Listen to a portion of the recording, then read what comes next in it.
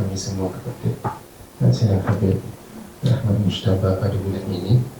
Setelah kita baca mengenai adab bangun tidur dan bangun tidur pada bulan lepas, semoga Allah Ta'ala membangunkan hati kita semua insyaAllah. Dan insyaAllah saya akan teruskan dengan doa dukhul manzil, doa ketika masuk ke rumah. Ada masalah saya Habib insyaAllah ila Sayyidina Habib Ahmad Mujtaba Hifdhullah Ta'ala. Bismillah.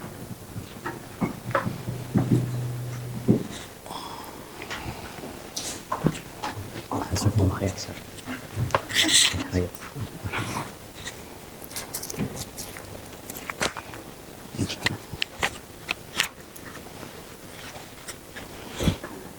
Nah.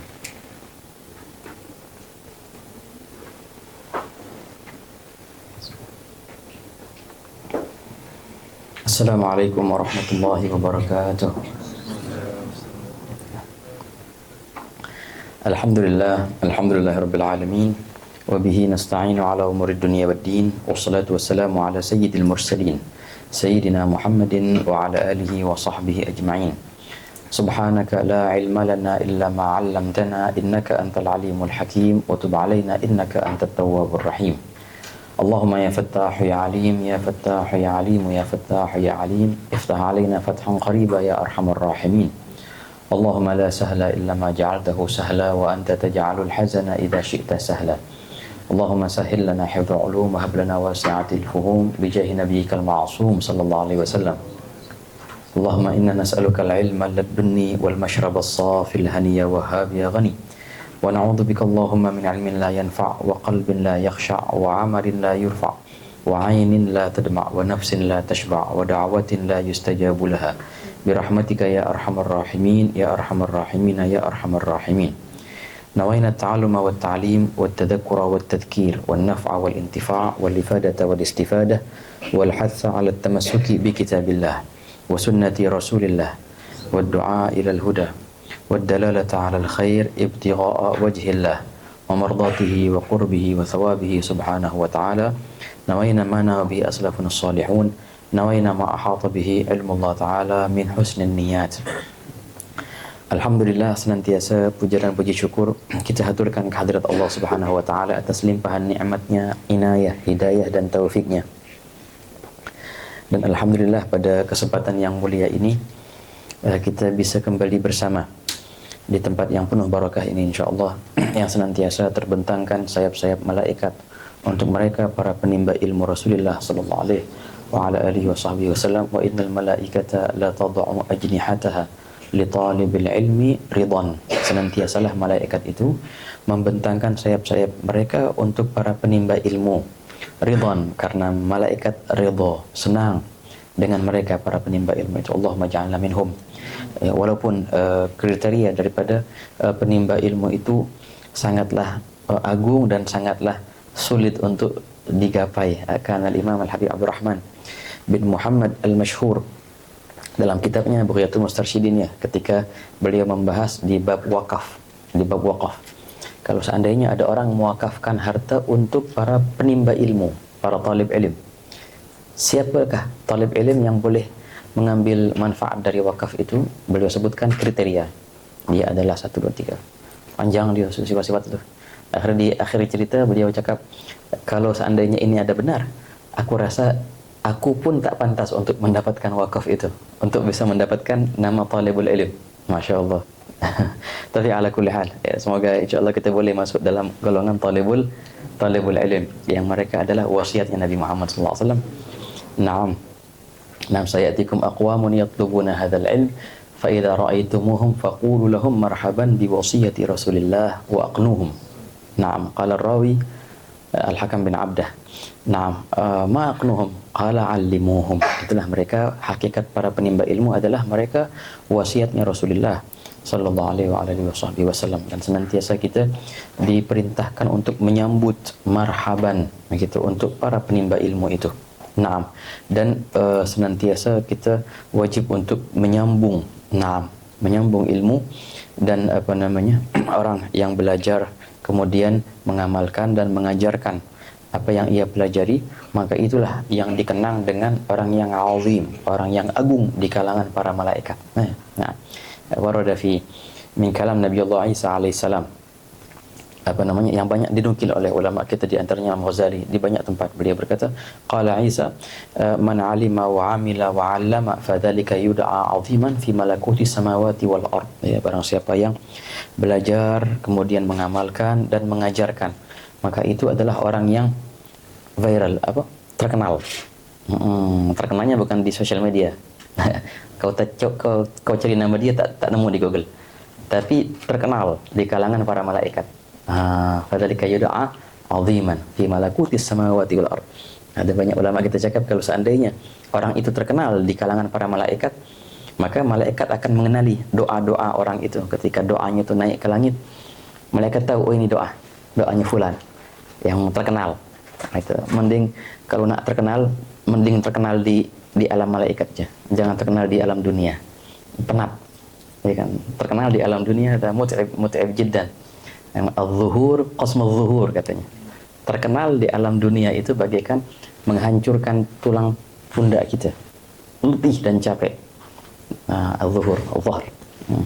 Tapi kalau terkenal di alam malaikat, nyaman dan doanya mustajab. Allahumma ja'alna minhum. Apa tadi? Nah, itulah perihal talibul ilm, ya, talib ilm. Allahumma ja'alna minhum, ikhwan. Ala kulli hal, kita akan lanjut dalam beberapa menit yang insyaallah barakah ini. Kita akan lanjut dalam membaca kitab Az-Zakhirah Al-Musyarrafah. Nah, pada pertemuan lalu sempat dibahas masalah doa tidur, doa bangun tidur, ya. Ya, doa bangun tidur pada pertemuan lalu, Ustaz, ya. Nah, yang Masya Allah luar biasa, disunahkan kita pas bangun tidur tuh mulai dengan siwak, ya kan? Ya, kita cakap pada pertemuan lalu perihal siwak dan keutamaan siwak, dan juga kita disunahkan membaca doa alhamdulillahilladzi ahyana ba'dama amatana wa ilaihin nusyur. Ini doa yang paling singkat. Nah, ada lagi banyak doa-doa yang panjang. Nah, yang disebutkan di beberapa kitab, di antaranya kitab Bidayatul Hidayah, dan sangat bagus.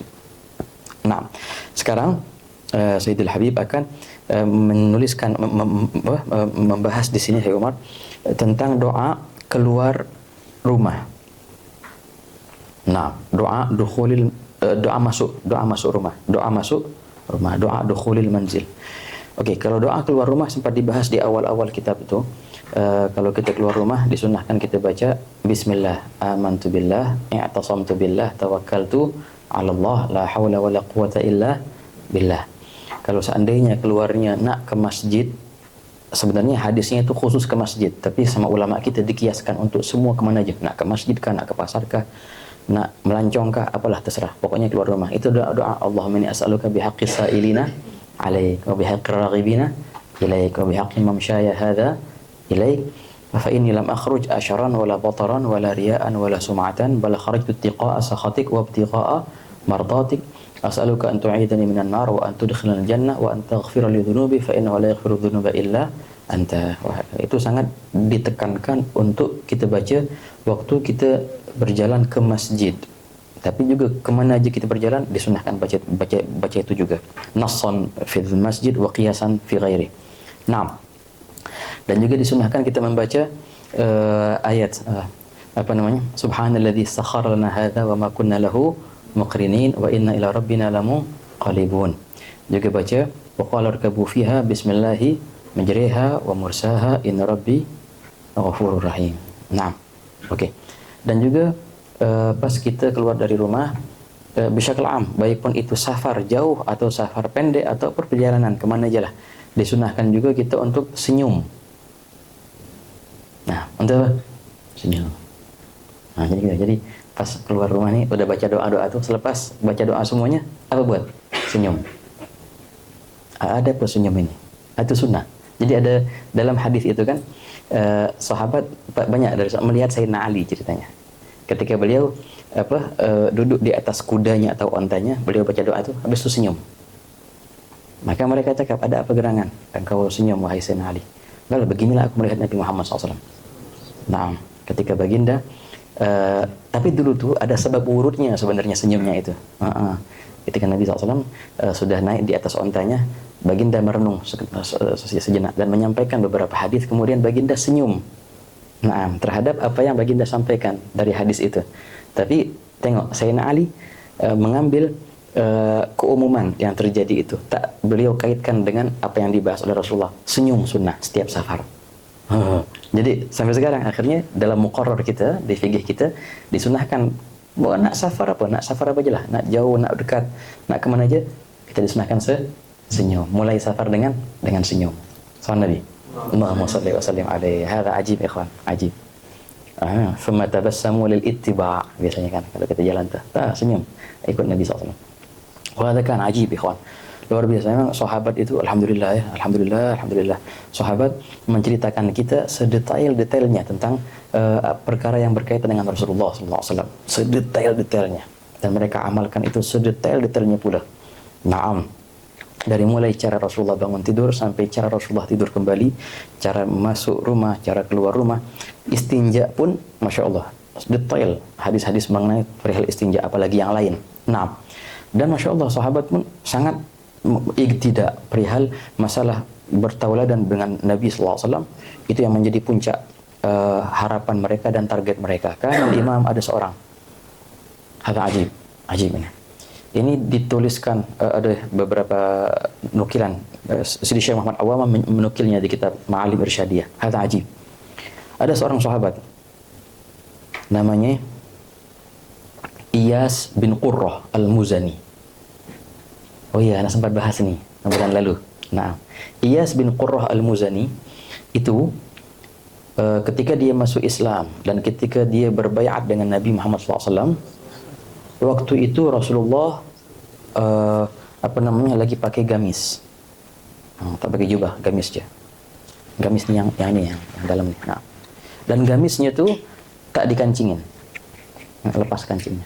Inilah keadaan Rasulullah ketika baiat Iyas bin Qurrah. Ketika dia masuk Islam, dia bayar. Dia ingat terus bagaimana bajunya Rasulullah. Semenjak itu, sampai dia wafat, dia tak pernah pakai baju, melainkan gamis yang tak dikancingin.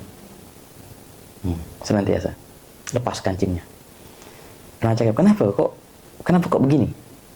Ini model baru. Bukan. Beginilah aku melihat Nabi Muhammad SAW ketika membaiatku. Oke. Kalau dia oke lah. Tapi ajib, dia punya anak namanya Qurrah bin Iyas, Muawiyah namanya, Muawiyah bin Iyas bin Qurrah. Muawiyah bin Iyas bin Qurrah, tabi'i, itu terkenal, Muawiyah bin Iyas. Nah, sama juga, itu jadi ulama besar tuh, Muawiyah bin Iyas. Nah, dia tak pernah pakai baju kecuali kamis yang lepas kancingnya. Kenapa? Beginilah aku melihat ayahku. Dan tak berhenti di situ. Nah, Muawiyah bin Iyas ini punya anak lagi, namanya Iyas bin Muawiyah. Itu keren, ikhwan. Jadi Iyas bin Muawiyah bin Iyas bin Qurrah Al-Muzani. Nah, ini tabi'in. Ini luar biasa. Ini terkenal. Yang paling terkenal dari tiga itu yang paling bawah nih, cucu ini. Naam, dan dia itu masih muda sudah mengajar. Jadi sempat kan beliau pindah ke Basrah. Nah, jadi di Basrah itu di masjid terbesar di Basrah ada halaqah besar di masjidnya itu yang dihadiri oleh 400 ulama. Dan semuanya pakai imamah dan toilasan. Orang tua-tua lah. Tapi yang mengajarnya anak muda. Itu tadi, Iyas bin Muawiyah. Sampai-sampai suatu hari, khalifah Islam pada masa itu, di dinasti Abbasiyah namanya Al-Mahdi. Nah, ketika dia masuk Basrah dan melihat masjidnya, dia takjub. Ada 400 ulama, semuanya pakai imamah dan toilasan. Belajar. Yang ngajarnya budak kecil. Dia bilang sama dia lah, memang tak ada orang lagi selain dia. Kenapa budak kecil ini yang ngajar? Yang hadir ini masya Allah ulama-ulama. Nah, akhirnya yang sama dia tuh dia cakap, khalifah, ya sudah, khalifah aja langsung tanya dia. Kau langsung tanya dia aja. Ya sudah, akhirnya Al-Mahdi itu, Al-Abbasi ya, masuk dan nanya sama pemuda yang lagi ngajar nih, Iyas bin Muawiyah bin Iyas bin Qurrah Al-Muzani. Kam sinnuk ayyuhal fata? Berapa umur wahai anak muda? Ya jelas nih dari intonasi dari nada bertanya itu sudah inilah sudah sedikit inilah mempermasalahkan. Kenapa engkau yang ngajar di sini? Karena ulama banyak di sini. Dia jawaban hebat. Dia tak bilang umurku sekian, enggak. Wahai khalifah, wahai Amirul Mukminin, umurku ini adalah umurnya Usamah bin Zaid ketika baginda Nabi Muhammad SAW memberikan ia bendera untuk menjadi panglima perang. Sedangkan di antara prajuritnya adalah Sayyidina Umar bin Khattab. Umurku seperti Usamah. Nah, kau kiaskanlah artinya. Itu jawabannya, ikhwan. Berapa umurnya Usamah? 18 tahun. Jadi Usamah bin Zaid ketika beliau membawa bendera Islam di perang Mu'tah kedua. Nah, gitu kan. Dan baginda Nabi SAW wafat dalam keadaan bendera perang Islam itu di tangannya Usamah bin Zaid. Nah, itu umurnya 18 tahun, ikhwan. Sedangkan di prajuritnya ada Sayyidina Umar bin Khattab, prajuritnya Usamah bin Zaid. Umurku seperti dia. Oh, Al-Mahdi Al-Abbasi ketika mendengar jawaban ini faham, oh berarti Masya Allah budak nih. Enggak, istamir. Nah, berhak kau mengajar kalau gitu. Silahkan kau teruskan. Ini apa ceritanya? Iyas. Nah, sama juga. Iyas bin Muawiyah itu sama seperti ayahnya dan kakeknya. Kalau dia pakai baju apa? Qamis, dan tidak dikancingin, lepas kancingnya. Kenapa? Karena beginilah aku melihat ayahku. Ayahku cakap, beginilah aku melihat kakekku. Kakeknya cakap, beginilah aku melihat Nabi Muhammad SAW ketika membayatku. Begitulah ikhwan. Ada ajib. Luar biasa. Nah, ada juga sahabat Mu'adz bin Jabal. Ada ajib ikhwan. Qala Mu'adz bin Jabal. Ini zakar hadha Abu Dawud. Subhanallah, ajib dalam sunannya. Qala la tajidu amran alaihi Rasulullah sallallahu alaihi wasallam illa wa tajiduni alaihi. Tidak engkau mendapatkan perihal yang pernah dilakukan Rasulullah SAW atau apapun itu, melainkan aku berada di situ, aku mengamalkannya. Artinya setiap sunnah apapun yang pernah Rasulullah SAW lakukan, dan apa yang kau tahu dari perihal Rasulullah, akulah di situ. Artinya aku mengamalkan juga. Ada Mu'adz bin Jabal. Nah, ini yang sering kita dengar nih dari ulama kita, di antaranya Imam Abdullah bin Alwi Al-Haddad, ya kan ya.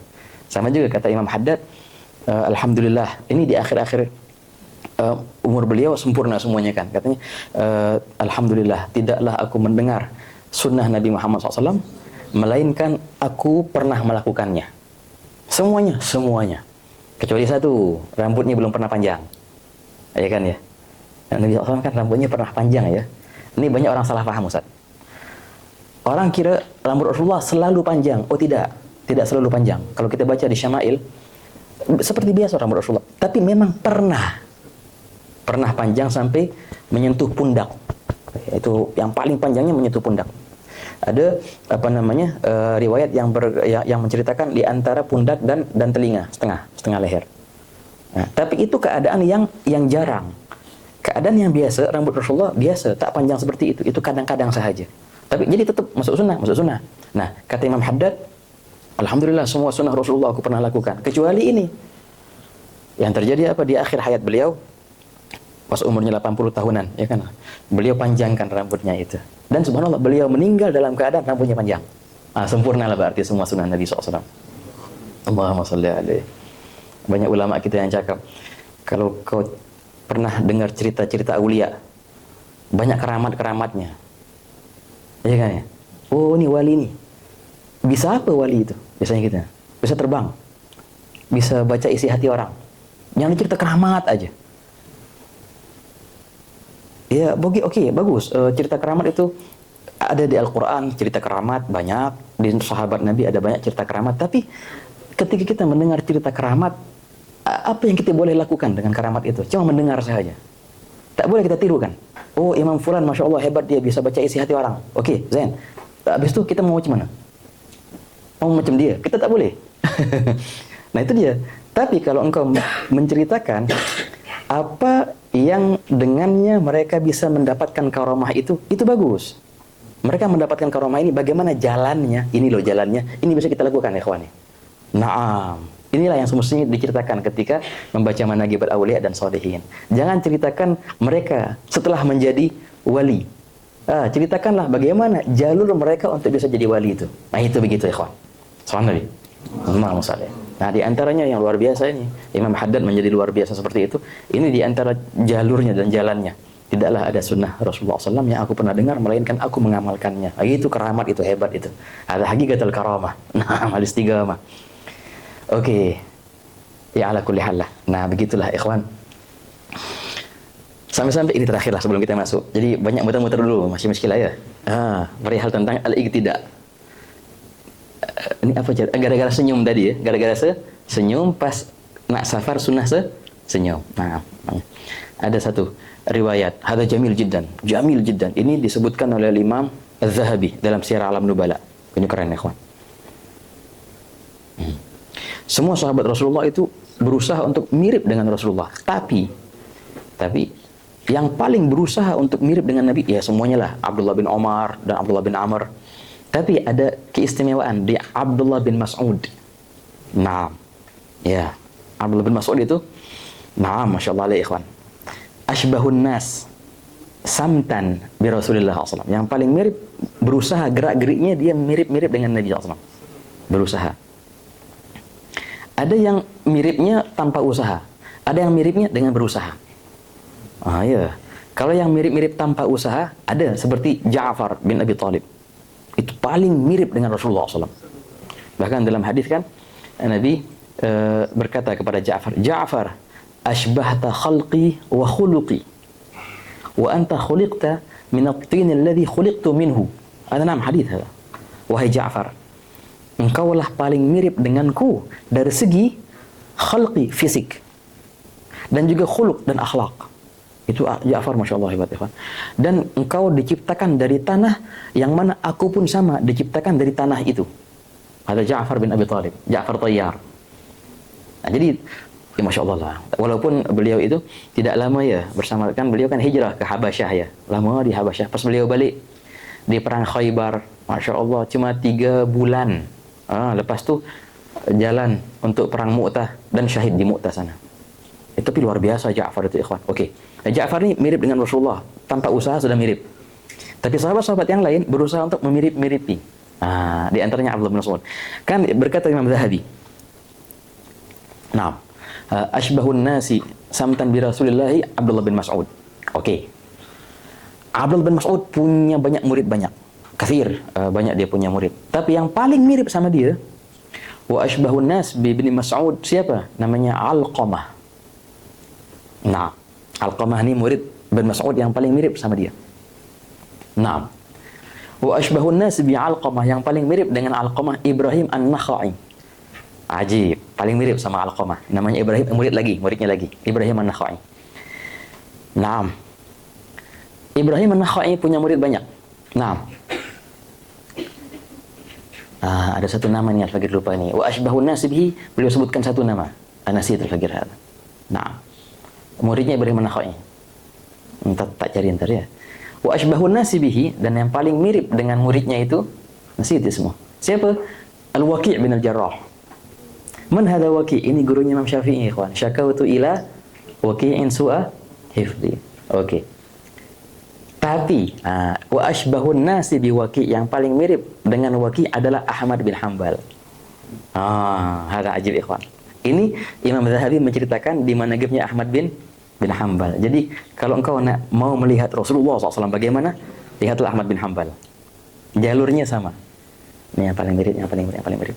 Berkata ba'dul masyayikh, inilah hakikat daripada guru-guru kita yang bersambung sanadnya ke Rasulullah SAW, yang berusaha untuk meniru cara jalan. Dan kalau kita baca di Syama'il, Rasulullah itu kalau berjalan bagaikan safinah, bagaikan perahu bergelombang begitu. Tak boleh engkau tiru, kecuali engkau melihat kau tak akan bisa menirunya cara jalan Rasul, kecuali engkau melihat bagaimana orang yang bisa memperagakan itu dengan sanad yang muttasil. Begitu. Cara wudhunya Rasulullah, cara salatnya Rasulullah, itu dengan sanad yang muttasil pula ikhwan. Maka dikatakan, Imam Ghazali menyebutkan ini, guru-gurumu bagaikan cermin. Cermin, kaca, mir'ah, cermin. Yang mana cermin itu mengarah ke cermin yang sebelumnya dari gurunya lagi. Gurunya itu mengarah cermin juga, mengarah ke cermin yang sebelumnya dan saling memantulkan. Sampailah titik pertama yang dipantulkan adalah Nabi Muhammad SAW. Sosok Rasulullah dipantulkan oleh para sahabat dengan cermin mereka, dipantulkan kepada para tabi'in, dengan cermin sahabat tadi. Para tabi'in memantulkan itu dengan cermin mereka, kata, dan terus sampai gurumu itu. Maka ketika engkau melihat bagaimana gerak-gerik gurumu itu, kalau engkau bisa faham, inilah cermin-cerminan yang memantulkan titik utamanya Nabi Muhammad SAW. Dan engkau bisa pula menjadi cermin itu untuk bisa memantulkan kepada orang yang setelahmu dengan 3 syarat. Hada ajib, ikhwan. Dengan 3 syarat kata Imam Bukhari-nya. Nah, pertama, cerminmu itu harus bersih. Hada ajib jiddan. Cerminmu harus bersih. Baru engkau bisa memantulkan cermin yang sebelummu. Kalau engkau punya cermin tak bersih, banyak karat-karatnya, orang akan melihat karatan, tak akan terpantulkan cerminan yang sebelumnya, yang ada hitam, karatan. Dan kebersihan cermin itu adalah hakikatnya kebersihan hati. Satu, yang paling utama, kebersihan hati. Nah, yang kedua, setelah cermin itu bersih, dia bisa memantulkan yang cermin sebelumnya dengan syarat posisinya harus pas. Posisinya harus benar, baru bisa terpantulkan. Kalau engkau punya posisi tidak pas, walaupun cermin itu bersih, yang dipantulkan dinding atau apalah yang dipantulkan, bukan cermin yang depan itu. Dan posisi yang pas itu adalah mengikuti, bertauladan dengan gurumu. Hadzal iqtida. Safa al-mir'ah ibarat an safa al-qalb. Bersihnya cermin adalah bersihnya hati. Posisi yang benar, yang pas di cermin itu adalah bertauladan dengan guru, mengikuti jejak-jejaknya, cara-caranya semua. Oke, sekarang cermin sudah bersih dan posisinya sudah pas, langsung bisa tercerminkan. Ada tinggal 1 syarat lagi, tidak ada penghalang antara keduanya. Penting kan? Kalau seandainya sudah bersih cermin itu dan juga posisinya sudah pas, tapi ada penghalang, tak bisa kita tengok cermin yang sebelumnya karena ada penghalang ini, ada tirai, ada tabir di antara keduanya. Kata beliau, penghalang itu adalah, ini ajib, adalah akidah bid'ah yang tertanam di hati. Itu penghalang. Kalau seandainya seorang murid, dia berguru dengan gurunya, naam, Masya Allah hatinya bersih, bagus, tak punya hasad, tak punya sombong, Masya Allah bagus dia lah. Dan dia juga meniru gerak-gerik gurunya, semuanya. Tapi ada akidah lain yang di hatinya itu tertanam bibit-bibit bid'ah. Na'udzubillah min dzalik. Tak akan bisa dia mencerminkan gurunya karena ada penghalang.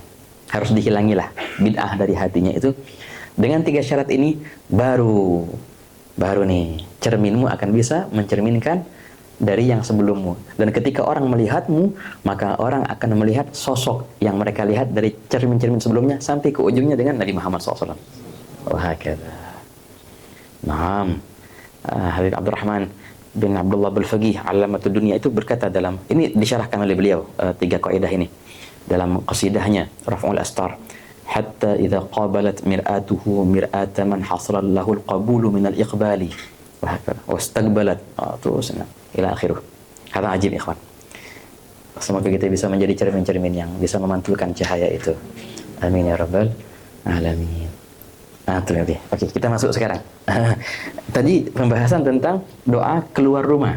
Tapi di sini adalah doa pas masuk rumah. Bismillah. Qala al-musannif rahimahullah taala, hafizahullah taala wa nafa'ana bi fi afiyah. Doa dukhulil manzil, doa pas masuk al-manzil, rumah. Oke. Ajib, ikhwan. Qala Allahumma inni as'aluka khairal maulaj wa khairal makhraj. Bismillah walajna. Bismillahi kharajna wa 'ala Allahi rabbina tawakkalna. Wa qur rabbi adkhilni mudkhala sidq wa akhrijni mukhraja sidq waj'al li min ladunka sultanan nasira. Wa qur rabbi anzilni munzalan mubarakan wa anta khairul munzilin. Qul huwallahu ahad, 3 ayat al-kursi wa sallim 'ala man fil manzil. Oke. Insyaallah kita boleh ini baca, dan kalau ada waktu lebih lagi kita baca lagi juga untuk doa ma ba'dal adzan. Baik. Beliau berkata di sini, disunahkan untuk pas kita nak masuk ke rumah, ya, maka mulailah dengan doa ini. Allahumma inni as'aluka, ya Allah, aku minta kepadamu khairal maulaj. Al-maulaj itu artinya ad-dukhul. Ini bisa dijadikan masdar mimi. Masdar ad-dukhul. Al-ilaj, masuk. Ya Allah, aku minta kepadamu sebaik-baiknya masuk. Wa khairal makhraj, dan aku juga minta kepadamu sebaik-baiknya, al makhraj juga sama masdar mimi, artinya khuruj, sebaik-baiknya keluar. Nah, dalam kaidah sharaf teman-teman, ada ilmu namanya bagus, ilmu sharaf, hadza jamil. Nah, kebanyakan tapi enggak selalu ya, kebanyakan kalau ada masdar mim itu akan sama sirahnya dengan isim zaman dan isim makan. Nah, ya. Tak selalu tapi seperti ini sama.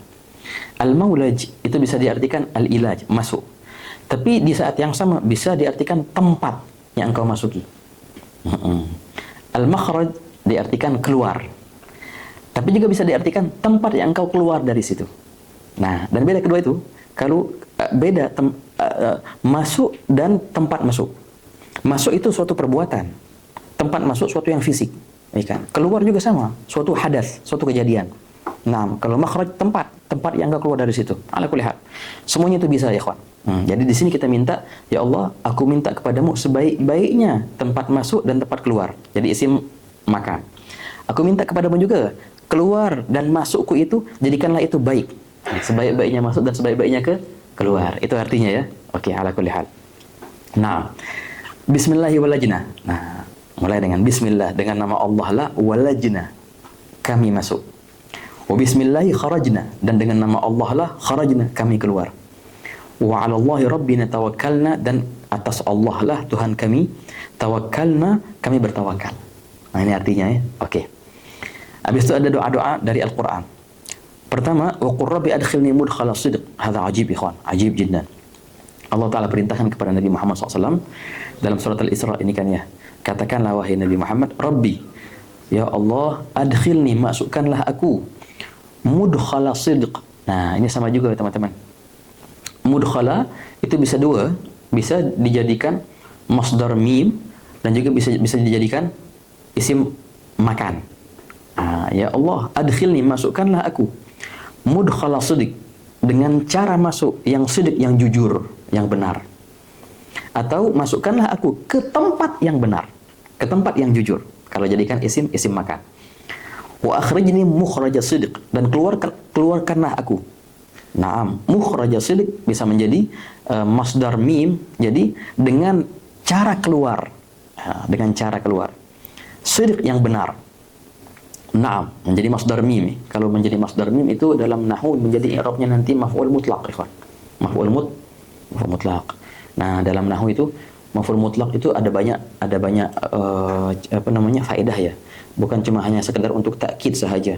Di antara tujuan maf'ul mutlaq itu libayanin naw'. Libayanin, ya Allah, keluarkanlah aku dengan cara keluar. Sidq yang benar, yang jujur. Nah, hadza libayanin naw' namanya. Kalau di sini dijadikan maf'ul mutlaq. 6. Masdar ya. Nah, kalau engkau jadikan itu isim makan atau isim zaman, menjadi dzaraf dia. Mansub ala dzarfiyah. Nah, ini kadang-kadang kalau kita bahas nahwu agak bingung gitu ya. Maksudnya apa ini kata-kata ini, masdar, maf'ul mutlaq, apa istilah itu ini. Tapi teman-teman, kalau kita belajar nahwu ini, walaupun sedikit agak membosankan, sedikit ya, tak banyak.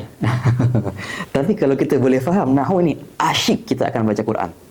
Seru, tahu-tahu banyak maknanya, bisa ini, bisa itu. Oh, luar biasa ikhwan. Tapi perlu praktek yang panjang lah. Nah, imam dalam Amriti wa nahwu awalan an yu'lama idil kalamu dunahu lan yufhama. Nah, orang kalau menekuni ilmu nahwu ya, maka dia bisa akan masuk ke semua ilmu. Satu memang kuncinya, ilmu nahwu. Miftah untuk bisa masuk ke mana aja, ilmu nahwu. Tapi kalau sebaliknya, kau belajar ilmu fiqih, tafsir, hadis, tapi tak belajar nahwu, akan mentok. Apa mentok tuh? Buntu jalannya. Berjalan buntu. Berjalan lagi buntu, tak bisa. Enggak akan bisa, tak akan boleh faham benar tafsirnya atau hadisnya atau fikihnya, karena semua itu ada nahwunya nanti. Penting sangat ilmu nahwu ini. Kan al-imam ada hadza ajib. Ini ajib. Ada ibarah nukil al-Imam At-Tabari. Menukil dalam tafsirnya perkataan dari Imam Al-Jurmi. Al-Jurmi seorang ulama, tenar. Ulama nahwu dan faqih, mufti dia itu. Nah, li 30 sana. uftin nasa. Aku sudah 30 tahun katanya. Berfatwa. Fatwa nih, fatwa hukum halal atau haram. Mufti dia. Tapi yang menjadi rujukan fatwanya adalah min kitabi Sibawayh. Dari kitab Nahwu karangan Imam Sibawayh. Kitab itu di antara kitab yang paling lama dikarang, yang Nahwu sempurna karangan Imam Sibawayh, namanya Al-Kitab. Namanya Al-Kitab, lumayan besar tuh, 5 jilid itu. Nah, aku 30 tahun memberi fatwa kepada orang hukum halal atau haram. Mana dalilnya? Semuanya kembali ke kitab Sibawayh. Ilmu Nahwu padahal.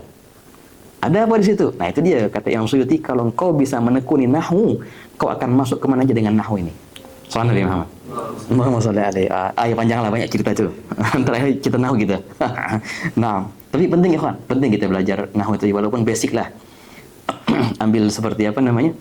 Ajurumiyah, itu oke lah. Ajurumiyah ataupun Mutamimah, itu oke lah. Nah, jamil jiddan. Atau bagus Alfiyah ya. Alfiyah bin Malik ada jamil ya kan. Di Indonesia tuh biasanya di pondok-pondok itu mereka wajib hafal Alfiyah ya. Mereka kalau ada musabaqah. Apa yang musabaqah, Ustaz? Kuis. Apa? Pertandingan. Kalau musabaqah biasanya musabaqah Alfiyah. Dan Masya Allah, orang kalau hafal Alfiyah itu dia banyak bisa buat. Banyak buat khasiat-khasiat. Wah, panjang nih. Jadi bisa kalau ketemu jin, baca apa? Baca Alfiyah. Lari jinnya. Ada beberapa bait di Alfiyah itu kalau baca insya Allah hilang jinnya. Nah, jadi ada nak baca-baca air itu baca Alfiyah juga. Jadi ada khasiat Alfiyah. La ilaha illallah, soal Nabi. Ala kulli hal, baguslah. Naam, kalau dia dibaca ilmu nahwu seperti ini. Naam. Wa akhrijni mukhrajas sidq. Ya Allah, keluarkanlah aku dengan cara keluar. Kalau kita jadikan masdar, sidq yang jujur, atau mukhrajah sidq, dari tempat keluar yang benar. Jadi kita minta kepada Allah Ta'ala caranya benar, dan juga tempatnya juga benar, dan waktunya juga benar. Bisa 3 jadinya. Ya Allah, hadza ajib. Ya kan dalam tafsir ini dikatakan mudkhala sidq. Ini kan banyak ulama mentafsirkan. Mudkhala sidq artinya apa? Ya Allah, masukkanlah aku ke tempat masuk yang jujur. Kata ulamanya artinya Madinah. Keluarkanlah aku dari tempat yang jujur, maksudnya Mekah. Wah, kata. Baik, di antaranya mudkhala sidq. Hadza jamil. Ya Allah, masukkanlah aku dengan cara yang benar. Itu ada 2 tafsirnya. Ada yang bilang tadi Madinah, ada yang bilang tak. Kalau ini Fathu Makkah. Cara masuk yang menang. Wa akhrijni mukhrajas sidq, sama kalau ini. Dan keluarkan aku dengan cara keluar yang jujur dan benar juga. Nabi SAW ketika keluar dari Mekah, ikhwan, itulah keluar yang sangat menyedihkan ya kan. Nabi SAW melihat kota Mekah itu dan berkata, wallahi innaki la ahabbul biladi ilayya walaula anna ahlaki akhrajuni minka ma kharajtu, kan hadisnya itu. Nah, keluarnya Nabi SAW dari Mekah itu termasuk mukhrajah sidq, tempatnya sidq dan juga caranya keluar adalah sidq. Naam. Wahakata. Jadi apa tadi? Bisa diartikan cara dan juga bisa diartikan waktu dan juga tempat. Semua dipenuhi dengan sidq, dengan kejujuran. Wahakata, dengan kebenaran. Sidq itu bisa diartikan jujur atau benar ya. Semua oke. Naam.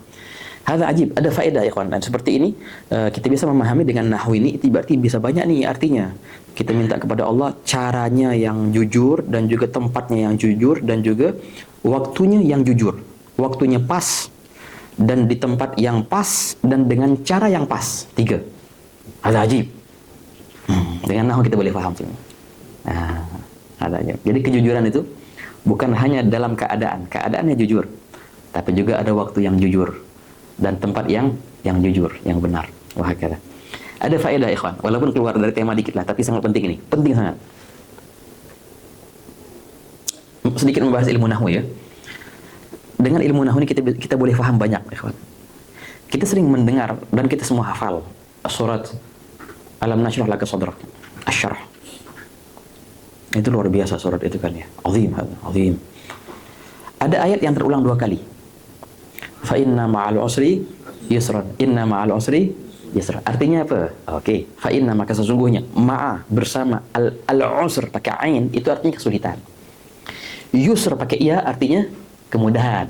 Artinya sesungguhnya setiap kesulitan itu ada kemudahan. Itu artinya kan ya. Oke. Diulangi lagi sama Allah Ta'ala. Inna ma'al usri yusra. Sesungguhnya bersama kesulitan itu ada kemudahan. Oke. Kenapa ini ayat diulangi 2 kali? Kesulitan, kemudahan. Oke. Kalau kita faham dengan metode ilmu nahu, ada faedah yang azim di situ. Oke, kita lihat. Fa inna ma'al usr, kalimat usr kesulitan, itu terulang 2 kali kan? Inna ma'al usri. Kedua-duanya ada alif lamnya. Nah, dalam nahu namanya apa tuh? Ma'rifat. Isim ma'rifat ya kan? Oke. Sedangkan kalimat yusr artinya kemudahan. Terulang 2 kali juga dan dua-duanya tak ada alif lam. Fa inna ma'al usri yusra, bukan al yusr. Yusron nakira. Inna ma'al usri yusra. Nah, kalimat yusr terulang 2 kali, kedua-duanya tak ada alif lam. Itu namanya apa namanya? Nakira. Oke, emang kenapa? Begini kaidahnya. Kalau ada kalimat terulang 2 kali atau lebih, apakah yang kedua itu sama yang pertama atau lain dia? Lihat. Kalau yang kedua itu ma'rifat, ada alnya, berarti dia sama yang pertama. Sama dia itu. Kalau kita cakap apa namanya? Ja'ar rajulu. Naam. Wa matar rajulu. Datanglah seorang dan matilah seorang. Oh, ada al juga. Ada al juga, berarti yang datang dia yang mati, sama. Orangnya sama. Yang kedua ialah yang pertama, sama dia. Berarti satu orang yang datang. Tapi kalau terulang kalimat itu 2 kali atau lebih, dan yang keduanya tak ada al, berarti yang kedua ini bukanlah yang pertama, lain lagi orangnya. Kalau yang tadi, ja'a rajulun, wa mata rajulun, datang seorang dan mati seorang. Oh, yang rajul kedua tak ada al, tak ada. Berarti yang mati bukan yang datang, lain mereka. Soal Nabi. Ini kaidah, kalau kita terapkan di ayat yang tadi, ikhwan, coba, luar biasa. Fa inna ma'al usri. Kalimat usr kesulitan terulang 2 kali dan semuanya ada al. Berarti kesulitan yang kedua itu sama yang pertama. Ada berapa kesulitan di sini? 1 cuma. Sedangkan kalimat yusr, kalimat kemudahan, terulang 2 kali, yang kedua tak ada alnya. Berarti kemudahan yang kedua bukanlah kemudahan yang pertama. Ada berapa kemudahan di sini? 2. Artinya apa? Artinya Allah ingin menyampaikan kepada kita, tenang, aku janjikan, setiap 1 kesulitan itu bandingannya 2 kemudahan. Soalnya Nabi. Bukannya 1 lawan 1, tak ada. Itu tak adil bagi Allah Ta'ala. Aku jadikan 1 banding 2. Setiap kesulitan 1 itu minimal ada 2 kemudahan di situ, dan tak ada 1 kesulitan sama satu kemudahan. Ada mungkin. Harus minimal 2 kemudahan. Soal Nabi. Hadal makna kita boleh faham kalau kita boleh cakap apa? Boleh faham ilmu nahwu. Hakata. Ada jamil. Ada kaidahnya itu. Imam Suyuti menyebutkan dalam Ubudul Juman. Wa huna qaidatun mushtaharah. Idza atat nakiratun mukarrarah taghayyarat wa in yu'arraf thani taradafa kadzal mu'arrafani syahidu dzaka ma rawaina musnada lan yaghlibal yusraini usrun abada. Tak mungkin apa namanya 1 kesulitan akan mengalahkan 2 kemudahan. Nabi Muhammad. Oke, kembali ke doa yang ini. Ini untuk semangatin teman-teman belajar nahwu. Iya, kapan-kapan ada waktu nanti belajar nahwu teman-teman. Oh, luar biasa, indah sangat nahwu itu. Nah, la ilaha illallah. Jadi kita mohon kepada Allah Ta'ala di ayat ini, ya Allah masukkanlah aku dengan cara yang benar. 1.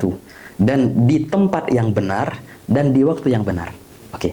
Keluarkanlah aku ya Allah dengan cara keluar yang benar dan di tempat keluar yang benar dan di waktu keluar yang benar. Oke. Waj'alli min ladunka sultanan nasira. Waj'alli, dan jadikanlah li untukku min ladunka dari sisimu, dari karuniamu. Sultanan. Oke. Sultanan artinya kekuatan. Atau bisa diartikan kerajaan. Oke. Nasiro. Nah, sama juga ini, ikhwan. Nasir. Oke. Dalam ilmu nahwu juga sama. Nasiro, sigat fa'il, itu bisa menjadi isim fa'il dan bisa menjadi isim maf'ul. Artinya apa? Nasir artinya kan, nasar artinya menolong ya. Nasara yansur, menolong. Kalau nasir, orang yang menolong. Mansur, orang yang ditolong. Ya. Atau kalau dalam bahasanya subjek sama objek, predikat, sasaran sama yang pelaku. Pelaku apa namanya pelaku tuh? Fa'il. Apa ini apa? Subjek apa aja? Subjek. Anda tidak tahu itu bahasa itu. Oh gitu. Oh, kalau fa'il maf'ul apa? Yang buat dan dibuat. Iya, pelaku sama korban ya kan. Pelaku dan korban ya. Pelaku dan korban lah. Ya kan. Nah, kalimat nasir ini ikhwan, kalimat fa'il itu bisa dua artinya. Di saat yang sama dia bisa menjadi pelaku dan di saat yang sama dia bisa menjadi korban. Nah, nasir. Nah, jadi kalau ada orang berkata, oh masya Allah Ustadz ini, masya Allah Ustadz fadil, itu bisa pujian bisa hinaan itu. Kata Ustadz fadil itu pujian betul, Ustadz yang utama. Tapi kalau kau cakap fadil itu bisa pujian, sangat utama kan kalau dia fa'il atas fa'il menjadi mubalaghah dia fa'il. Oh, sangat utama Ustadz ini, sangat bagus lah. Tapi bisa juga di saat yang sama fadil artinya mafdul, kalah dia. Tidak utama sangat, di bawah dia tuh. Fadil, itu bisa dua artinya. Nah, sama juga di sini nasir ikhwan. Nasir hada apa namanya? Bisa diartikan nasir yang menolong. Dan bisa diartikan mansur yang ditolong. Wah, kata. Oke. Kalau kita jadikan, ini kan sifat ya, sifat kepada sultan. Ya Allah, berikanlah aku dari sisimu apa? Berikanlah aku sultanan, kekuatan yang nasir, yang bisa menolongku kekuatan itu.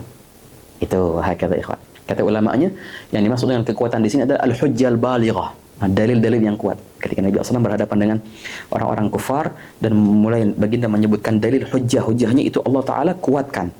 Nah, dan hujjah itulah yang menolong Nabi Muhammad SAW. Sultanan nasira. Dan juga bisa jadi sultan artinya kerajaan. Kerajaan yang nasir, yang ditolong. Kerajaan yang senantiasa ditolong oleh Allah Ta'ala. Jadi bisa dua ya, bisa menolong dan juga bisa ditolong. Oke, ala kulli hal ini diantara makna. Taib. Dan juga doa yang setelahnya, ayat yang setelahnya dibaca doa untuk masuk rumah. Wa qur rabbi anzilni munzalan mubarakan. Wa qul, dan katakanlah. Nah, kalau ayat yang tadi itu Allah Ta'ala berikan kepada baginda Nabi SAW. Ayat yang kedua ini Allah Ta'ala turunkan kepada Nabi Nuh alaihi salam. Ya kan ya, ketika Nabi Nuh dilanda oleh banjir yang sangat luar biasa di masa-masa itu ya. Nah, dan lamalah beliau itu. Beliau akhirnya berlabuh kembali ke daratan di Ashura. Berapa hari lalu Ashura kan ya. Itu terkenal ya kan. Nabi Nuh alaihi salam setelah sekian lama beliau di atas perahu itu di bahtera yang besar itu. Lama. Nah, akhirnya wastawat 'alal judi. Sampailah dia ke bukit namanya Judi. Nah, dan itu pas di hari Ashura. Nah, itu di antara sejarah-sejarah Ashura yang tenar itu kan ya. Nabi Nuh berlabuh ke daratan di hari Ashura. Mulai dari Nabi Adam alaihissalam, beliau bertaubat kepada Allah dengan doanya apa namanya? Rabbana zalamna anfusana wa illam taghfir lana wa tarhamna ila akhir ayat. Itu di hari Ashura. Allah beri dia taubat di hari Ashura. Nabi Nuh berlabuh di hari Ashura. Nabi Idris Allah Ta'ala angkat ke langit. Wa rafa'nahu makanan 'aliyah di hari Ashura. Nabi Ibrahim juga beliau keluar dari apinya Raja Namrud itu di hari Ashura. Naam. Nabi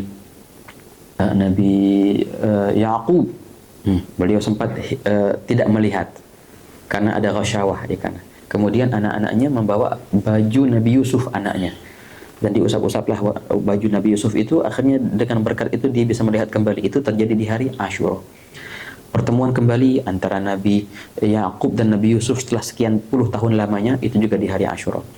Nabi Yusuf masuk ke penjara. Kemudian beliau keluar dari penjara juga di hari Ashura. Banyaklah. Nabi Musa alaihissalam berhasil lolos lepas daripada kejarannya Fir'aun, dan matinya Fir'aun itu juga di hari Ashura. Nah, Rabiul Awwal, Rabiul Tsani. Dari mana tahu-tahu tuh hari Ashura tuh? Tanggal 10 lagi. Ashura lagi. Tahu dari mana? Nah, ini mudah ya kawan jawabannya sebenarnya. Ini banyak ya kita salah paham dari tanggalan Hijriyah itu. Betul, tanggalan Hijriyah itu nomor satunya sampai sekarang 1448 kan ya. Nomor satunya itu dimulai dengan hijrah Nabi Muhammad SAW. Itu pun ketika Sayyidina Umar bermusyawarah sama sahabat-sahabat. Kita harus punya tanggalan khusus. Akhirnya khilaflah para sahabat. Nah, kita mulai dari mana tanggal tahun satunya itu? Ada yang cakap dari kelahiran Rasulullah, ada yang cakap dari wafatnya Rasulullah. Akhirnya Sayyidina Ali mengusulkan kita mulai dari hijrah Rasulullah aja, dari Mekah ke Madinah. Karena dari situlah titik perubahan. Sepakat akhirnya sahabat menjadikan satu tanggal tahun satu itu dari hijrah. Makanya dinamakan hijriyah. Bukan berarti sebelumnya tidak ada sama sekali nama-nama itu. Ada, tapi tidak bernomor. Dari awal sudah ada Muharram, Safar, Rabiul Awal, Rabiul Tsani, tapi tidak bernomor 1, 2, 3. Jadi gimana mereka menentukan? Memang 12 bulan itu kan sudah ada. Inna iddatash syuhuri 'indallahi 12 syahran fi kitabillah yauma khalaqas samawati wal ard. Sudah ada dari awal. Tapi penentuan satu sampai sekarang itu dengan hijrah Nabi SAW. Sebelumnya bagaimana? Begini ikhwan. Sebelumnya mereka tentukan nomor-nomor itu dengan peristiwa, ya kan? Peristiwa yang besar dalam sejarah. Sebelum hijrah Nabi itu mereka gunakan Amul Fil, ya kan ya? Peristiwa Abraha. Itu menjadi peristiwa yang hebat itu. Dari Amul Fil itu satu tahun Amul Fil. Yang kedua tahun 2 Amul Fil. Yang ketiga tahun 3 Amul Fil. Dan terus seperti itu. Semua peristiwa mereka jadikan angkanya mulai dari Amul Fil itu. Sebelumnya ada Amul Fil, apa nomornya? Nomornya apa? Dengan kematiannya Ka'ab bin Lu'ay. Ka'ab bin Lu'ay itu tokoh yang luar biasa di antara datuk Nabi SAW. Ka'ab bin Lu'ay. Ka'ab bin Lu'ay itu ikhwan hebat. Itu tokoh hebat dalam cerita Arab itu. Ketika dia mati, maka semua penanggalan berubah dengan patokan kematian Ka'ab bin Lu'ay. Tahun pertama dari wafatnya Ka'ab bin Lu'ay, tahun kedua dari wafatnya Ka'ab bin Lu'ay, dan terus seperti itu sampai ada peristiwa yang dahsyat lagi yang mulai dari satu lagi. Apa itu? Amul Fil. Dan terus seperti itu. Itu pola penanggalan masa-masa lalu. Jadi nama-nama itu sudah ada. Hanya saja nomornya itu tergantung peristiwa. Nah, Nabi Muhammad, Allahu a'lam. Bukannya Muharram, Safar itu mulainya dulunya tak ada sama sekali, adanya pas hijrah. Bukan seperti itu. Dari awal sudah ada masa-masa dan nama-nama itu, ikhwan, dikatakan seperti itu. Ya tak heranlah kalau kata-kata Muharram itu sudah ada di masa-masa jahiliyah dan bahkan sebelum-sebelumnya. Dan memang Allah telah menciptakan bulan sebagai 12 bulan sebagaimana di Al-Qur'an itu. Dan juga kalau bisa ditarik mundur 10 Muharram itu ditarik mundur, maka akan tepat dengan peristiwa yang tadi. Dari ciptanya Nabi Adam sampai Nabi Isa, semua tepat di Asyura. Yang aku lihat sebagian dari jawaban anda itu. Kembali ke apa ini? Oke, kita bahas gara-gara Nabi Nuh ceritanya kan ya. Doa yang kedua ini Allah Ta'ala perintahkan ke Nabi Nuh alaihissalam. Wa qur rabbi anzilni. Katakanlah wahai Nuh, Rabbi ya Allah, anzilni, turunkan aku. Oke, kalimat anzala itu bisa dua maknanya. Bisa diartikan turunkan dan juga bisa diartikan tempatkan. Anzilni, tempatkan aku, turunkan aku. Munzalan, sama juga. Munzalan artinya, kalau kita artikan munzalan sebagai masdar mim, berarti cara turun. Nah, cara penempatan kalau kita artikan sebagai masdar. Munzalan juga bisa menjadi isim zaman dan makan, ikhwan. Artinya, ya Allah, tempatkan aku, turunkan aku di waktu penempatan, di waktu penurunan mubarakan yang penuh berkah. Berarti waktu. Atau kita bisa jadikan munzalan menjadi isim makan. Ya Allah, turunkan aku dan tempatkan aku di tempat. Di tempat dan tempat penurunan yang mubarakan penuh berkah. Juga sama tiga, ikhwan. Sama juga ya, karena di sini masdar mim itu sama sirahnya dengan isim zaman dan isim makan. Nah, ya Allah, tempatkan aku dengan cara dan di tempat dan di waktu mubarakan yang penuh barokah. Nah, wa anta khairul munzilin, dan engkau adalah sebaik-baiknya yang menempatkan. Engkaulah adalah sebaik-baiknya yang menurunkan dan yang menempatkan. Munzilin, kau sebaik-baik itu ya Allah. Oke, di sini ikhwan disebutkan kalimat mubarakan. Nah, hadza ajib al-barakah, hadza ajib. Seringkali kita dengar barokah. Doain barokah. Apa barokah? Tahu barokah apa? Tak tahu. Yang penting minta doa barokah aja. Lah, lazim. Eishil barokah hadi. Mahiyal barokah. Dan al-barokah kan di sini dikaitkan dengan 3. Cara, waktu dan tempat. Semuanya ada barokahnya, ikhwan. Hadza ajib. Nah, kalau kita lihat dalam kitab-kitab klasik kita, Turath, mereka mendefinisikan. Definisinya al-barakah ziyadatul khair. ya kan, bertambah kebaikan. Oke. Kan Imam Al-Habib Ahmad Masyhur bin Taha Al-Haddad punya definisi yang lain. Ada indah katanya, ada ajib. Ma hiya al-barakah? Beliau berkata, al-barakatu hiya khalqullah. Keberkahan adalah salah satu ciptaan Allah, makhluk Allah. Idza halat, bila mana dia terletak pada sesuatu, aktsarathu, maka dia akan memperbanyak sesuatu itu. Itu namanya barakah. Makhluk Allah yang bila mana dia hinggap, bertempat di suatu apapun itu, waktu kah atau tempat kah atau cara kah atau individu kah atau apalah, maka dia akan membuat perihal itu banyak. Itu namanya barakah. Ada definisi barakah menurut Imam Ahmad Masyhur bin Taha Al-Haddad. Ada ajib ikhwan. Oke. Al-barakah ini dibahas oleh Imam Bayyuri dalam hasyiahnya ala Ibn Qasim. Beliau berkata, al-barakah itu ada 3. Naam. Dan semuanya ada di Al-Quran. Ada al-barakah yang kembali kepada waktu. Ada barakah yang kembali kepada tempat. Dan ada barakah yang kembali kepada zat. Naam. Untuk barakah waktu nih, beliau berkata, syahidnya adalah dalam surat fi lailatin mubarakah. Sungguh kami turunkan Quran ini di malam yang berkah. Jadi Allah Ta'ala kaitkan malam berkah. Ini waktu nih berarti. Waktu yang berkah. Adapun keberkahan dalam tempat ada di Al-Quran. Allah Ta'ala sifatkan ketika Nabi Musa alaihissalam bermunajat dengan Allah di gunung Sina, Tur Sina. Apa? Kata Allah, fi buq'atim mubarakah. Ya kan? Di tempat yang barakah. Oke, 2. Ada juga keberkahan dalam individu, dalam zat. Allah Ta'ala ceritakan dengan lisannya Nabi Isa alaihissalam ketika beliau dilahirkan dan beliau bisa ngomongkan ya. Beliau berkata, wa ja'alani mubarakan. Dan Allah jadikan aku sebagai zat yang membawa keberkahan. Jadi ada 3 keberkahan itu katanya, di tempat, di waktu dan di zat. Baik. Yang pertama, keberkahan di waktu tadi, malam yang berkah. Memang ikhwan, ada waktu yang barakah, ada waktu yang tak ada berkahnya. Nah, itu di antara tanda akhir zaman, Allah Ta'ala cabut keberkahan dari waktu. Apa arti waktu yang barakah? Oh, jamil. Waktu yang barakah adalah waktu seakan-akan waktu itu pendek, tapi seakan-akan panjang waktu itu. Itu waktu yang berkah. Nah, hakala. Ini luar biasa ini. Keberkahan itu luar biasa. Dalam waktu apalagi. Anda bisa bayangkan nggak? Bisa bayangkan. Di antara managibnya Al-Kandahlawi. Syekh Zakaria Al-Kandahlawi. Itu di antara managibnya beliau, ikhwan. Ibunya ini ibunya nih, ibunya hafal Quran. Al-Kandahlawi itu ibunya, dia hafal Quran. Dan biasanya dia baca Al-Quran. Dan menghatamkannya dari Al-Fatihah, Al-Baqarah, Al-Imran, terus sampai An-Nas pas lagi masak. Mulai potong-potong tomat, itu apalah, masak nasi, masak apalah. Sampai beliau menyajikan makanan, itu bisa khatam Quran dia. Ada haji. Jadi bukan cerita dari Sada Al-Ba'alawi saja, ada syahidnya ini. Ibunya Imam Syekh Zakaria Al-Kandahlawi. Cerita yang sama yang sering kita dengar dari Imam Al-Habib Abu Bakar bin Abdullah Al-Attas. Naam, gurunya Habib Ali Habsyi. Pernah bercerita muridnya ini, Habib Ali Habsyi. Pernah suatu hari guruku datang ke kota kami, ke Seun.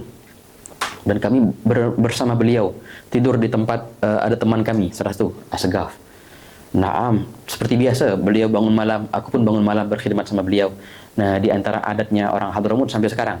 Ini bagus nih, bagus kalau kita buat adat nih. Kalau Qiyamul Lail itu teman-teman, kayak yang kita bahas pada bulan lalu ya, ada doa-doanya. Nah, sebelum kau nanti sholat tahajud, kau buat kopi dulu. Soalnya nih, masak kopi. Jadi Qiyamul Lail sambil minum kopi. Kif apa ini hada? Hada min adat salaf. Bukan ada hadisnya atau tak ada. Hada min adat salaf. Sebenarnya sukilah nak kopi, nak teh, apalah yang kira-kira ente nyaman. Jadi sambil baca Quran, sambil baca doa tahajud, sambil apalah, sambil sedikit. Ada kan baik. Ada min adat Imam Haddad. Imam Haddad, beliau kalau bangun tidur, ya nak Qiyamul Lail, beliau masak kopi dulu. Syekh Umar bin Makhrumah. Dan beginilah adat mereka. Ada Fatihahnya lagi kan. Kalau orang nak minum kopi itu ada Fatihahnya. Ajib khusus Fatihah untuk kopi. Nah, ma'ruf. Nah, kan Imam Al-Habib Ali Habsyi ketika beliau khidmat sama gurunya itu Abu Bakar Attas, bangun malam. Nah, proses untuk buat kopi di masa lalu bukan macam sekarang ya, tinggal taruh air panas, bukan. Jadi biji-biji kopi itu harus ditumbuk-tumbuk dulu. Nah, sambil bakar kayu bakar, ya kan ya. Lamalah prosesnya. Beliau berkata, aku mulai proses buat kopi itu, aku tumbuk biji kopi itu, aku mendengar guruku membaca Al-Fatihah, kemudian Al-Baqarah, kemudian Al-Imran, dan dengan bacaan yang tidak cepat, dia tak laju sangat, biasa bacanya. Satu persatu, setiap huruf aku dengar dari dia. Aku tumbuk dia. Mulai aku masak air di kayu bakar itu terus. Mulai aku mendengar semua Al-Quran ini per surat, Al-Baqarah, Al-Imran, An-Nisa, Al-Maidah, terus. Sampai ketika aku menyajikan, menyeduhkan kopi itu, aku berikan kepada guruku, beliau sudah baca Qul A'udzu Birabbin Nas. Masya Allah. Dalam tempo menyeduh kopi ini, beliau khatam Quran dengan bacaan yang tak laju. Luar biasa. Aku berkata kepada guruku, ya Habib, luar biasa keramat ini. Katanya bukan keramat ini. Apa ini? Ya keramat. Masya Allah hebat bisa khatam Quran. Berapa menit itu? Bukan keramat. Apa? Hadza barakatul waqt. Inilah yang dinamakan keberkahan waktu. Dan siapapun bisa melakukan itu, ya. Tak harus jadi wali. Gak harus jadi wali. Nah, yang penting satu kuncinya apa? Istiqomah. Kau konsisten. Dalam satu amalan konsisten terus, akan timbullah keberkahan waktu di situ. Nah, sebagai contoh katanya, kalau kita baca Al-Quran setiap hari, tapi selepas maghrib sampai isya, atau jam berapa lah, kau kasih waktu, tentukan dari jam sekian sampai jam sekian. Kau tengok di hari pertama boleh baca berapa lembar. Oh, 1 juz. Oke, terus. Nanti ada waktu, tak lama lah, 2 bulan, 3 bulan, kau akan bisa di waktu yang sama, dengan nada dan cepat yang sama, akan lebih 1 juz, lebih 2 baris. Nah. Terus lagi, akan datang waktu sekian tahun kemudian, kau bisa baca 1 juz, lebih 1 halaman. Kalau terus lagi, lama-lama bisa baca 1 juz setengah. Terus lagi, lama-lama bisa baca 2 juz. Kalau terus, ya, istiqomah, konsisten, dan tak pernah berhenti, tak pernah putus, sekian puluh tahun kemudian, bukan sekian tahun, sekian puluh tahun kemudian, engkau bisa baca 5 juz, 6 juz dalam waktu yang sama itu. Dengan nada dan kecepatan yang sama. Sekian puluh tahun kemudian lagi, tak jauh, enggak mustahil kalau seandainya engkau bisa hatamkan Quran di waktu itu. Dengan istiqomah. Ini namanya keberkahan waktu, ya. Jadi bukan dengan keramat wali-wali, bukan, dengan konsisten itu bisa engkau raih keberkahan waktu. Kan Syekhana, guru kita kan Habib Salim bin Abdullah bin Umar Syatiri, beliau berkata, gal ya uladi, Masya Allah, beliau itu kan Masya Allah, rumahnya itu 2 tingkat, ya kan. Dia punya kamar di atas, ruang tamu di bawah. Gal, aku punya wirid khusus, ada kitab yang aku baca hanya ketika naik dan turun tangga. Jadi pas naik tangga, pas sambil naik tangga baca kitab, sampai ke atas kitab itu letak sampai ke tangga itu. Pas nak turun, sambil turun tangga baca lagi kitab itu dari atas kan ya, turun ke bawah. Jadi kitab ini khusus hanya dibaca untuk naik turun, pas naik turun tangga. Beliau katakan, sungguh aku telah menghatamkan puluhan jilid dalam tempo naik turun tangga itu. Ada Habib Salim Syatiri. Masih ada sampai sekarang Syekh Ahmad Sidi Syekh di Mesir, di Azhar. Ya Allah dzakirna isma. Sidi Syekh Ahmad Ma'bad. Syekh Ahmad Ma'bad, ikhwan. Masya Allah, itu luar biasa orangnya. Beliau berkata, "Naam, aku punya wiritan. Sebelum tidur 10 menit baca buku. Sambil di kasur baca buku. Tapi setiap hari." Beliau berkata, "Sungguh aku telah menghatamkan puluhan jilid. Di antara yang pernah aku hatamkan, Fathul Bari aku hatamkan di sini. Taghribul Kamal aku hatamkan di sini. 10 menit setiap mau tidur." Subhanallah. Itu namanya keberkahan waktu. La ilaha illallah. Nah, di akhir zaman tuh sudah hilanglah keberkahan waktu itu. Maka kita lihat 1 hari cepat sangat. Seminggu bagaikan 1 hari. Lama-lama sebulan bagaikan 1 minggu. Setahun bagaikan 1 bulan. Nah, hilanglah keberkahan waktu itu di akhir zaman. La ilaha illallah. Apa nih ceritanya? Keberkahan waktu. Ada keberkahan tempat. Oh, Masya Allah, lain lagi. Keberkahan tempat tuh tempat yang mungkin sederhana, tak luas. Tapi pas kita masuk ke situ, Oh, kayak tenang gitu, kayak luas tempat ini. Tempatnya berkah berarti. Kata. Dan semua keberkahan tempat dan keberkahan waktu akan merujuk ke satu yang menjadi sumber segala itu adalah keberkahan zat. Ketika zat itu berkah, maka tempatnya menjadi berkah, waktunya menjadi berkah. Nah, inilah rahasia. Kenapa ulama berkata tempat yang paling mulia di alam semesta bukannya surga atau bukannya arsy ataupun kursi, justru tempat itu ada di bumi. Di mana tempat itu? Tempat itu adalah berupa tanah biasa, tapi berdampingan dengan jasadnya Nabi Muhammad SAW. Menjadi tempat yang paling mulia, tempat yang paling berkah. Nah, waktu, zaman yang paling berkah yang pernah dialami oleh bumi adalah ketika masa Nabi Muhammad SAW berjalan di atasnya. Waktu yang paling berkah itu. Sumbernya ada di zat. Di mana ada zat ini, bisa ada keberkahan. Di waktu itu ada keberkahan. Ada banyak orang tanya, dari mana itu ada dalilnya? Di mana ada yang cakap semua alam semesta yang paling afdal adalah kuburannya Rasulullah SAW? Adakah di Al-Quran ataupun hadis? Enggak, ini ada di ijma'. Ijma' ulama. Dinukil oleh beberapa ulama, di antaranya Ibn Abdul Bar dalam kitabnya Al-Ijma' menukil ijma' itu, ya ikhwan. La ilaha illallah. Karena Imam Al-Habib Abdul Segaf ada cerita unik nih, asyik. Dalam perihal keberkahan ini ya. Munzalah mubarakan. Kan Habib Abdul Segaf pernah bercerita. Kalau ada orang. Nah, juga ada keberkahan dalam rezeki kan? Rezeki. Dan beliau bercerita. Ada orang. Di malam hari dia mimpi. Dia itu orang sederhana biasa. Di malam hari dia mimpi ada orang baik datang ke dia. Dia berkata, "Fulan, aku nak bagi hadiah." "Oh, boleh, silahkan. Kau pergi ke sana, diperlihatkan, ditengok apa jalannya. Ntar kau belok sini, kau akan melihat pohon. Oke. Kau gali pohon itu di bawahnya. Ada box, ada kotak. Di dalamnya ada 1000 dinar. 1000 dinar emas. Itu hadiah untukmu." Dalam mimpi nih cerita nih, dalam mimpi. Nah, akhirnya dalam mimpi itu ditanya sama orang yang bilang itu. Tapi ada berkahnya nggak? Orang itu cakap, tapi 1000 ini tak ada berkahnya. 1000 dinar, nggak ada berkahnya. Yang orang yang melihat ini akhirnya berkata kembali, "Oh, tak ada berkahnya. Kalau begitu aku tak nak ambil." Bangun dia dari mimpi itu. Oh, 1000 dinar. Tapi di mimpi dia sudah tak nak ambil.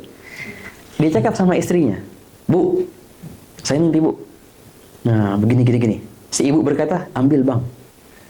Siapa tahu itu benar." Tapi si abang tadi bilang, "Tapi saya sudah janji sama dia di mimpi, saya tak ambil. Gak ada berkahnya." Ya terserah. Ya. Lewatlah malam pertama. Tadi ambil sama dia. Nah, di malam kedua mimpi yang sama. Tengok lagi orang itu, datang lagi. Orang baik dalam mimpi itu kan. "Fulan, aku nak kasih kau hadiah. Sama tempatnya di tempat yang itu juga, di bawah pohon itu kau ambil, ada box. Tadi kan kemarin 1000 dinar ya, sekarang kurang, jadi 100 dinar. Tinggal 100 sekarang. Kau ambil, itu hadiah untukmu memang." Ditanya lagi, "Ada berkahnya nggak?" "Nggak ada berkahnya, aku tak ambil kalau tak ada berkah." Ya sudah. Bangun tidur, dia tanya kepada si ibu, "Bu, saya mimpi lagi. Nah, tinggal 100 sekarang, dinar. Ambil, Bang, saya tahu benar. Tapi saya janji sama dia, tak ambil." Ya sudah, lewatlah malam kedua. Malam ketiga mimpi yang sama. Orang yang sama, di tempat yang sama ditunjukkan. Di sini kau ambil. Tinggal 10 dinar. Kurang nih limitnya, tinggal setiap hari kurang 10 dinar. Kau ambil. Hadiah, ada berkahnya? Tak ada berkahnya, sudah aku tak ambil. Sama lah, setiap hari dia cakap sama istrinya. Istrinya cakap, "Ambil," dia tak ambil. Hari setelahnya, sampai akhirnya menjadi 1 dinar. Ada 1 dinar, ada berkahnya? Enggak ada berkahnya, aku tak ambil. Malam setelahnya datang lagi mimpi itu, berubah sekarang. "Kau ambil, itu hadiah untukmu." Apa? Berubah dari dinar menjadi dirham, perak.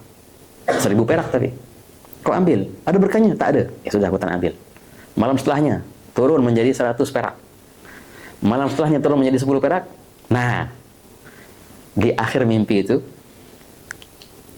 yang orang itu bilang, "Syuf, Fulan, ini kesempatan terakhir. Kalau kau tak ambil, aku tak akan datang lagi mimpimu.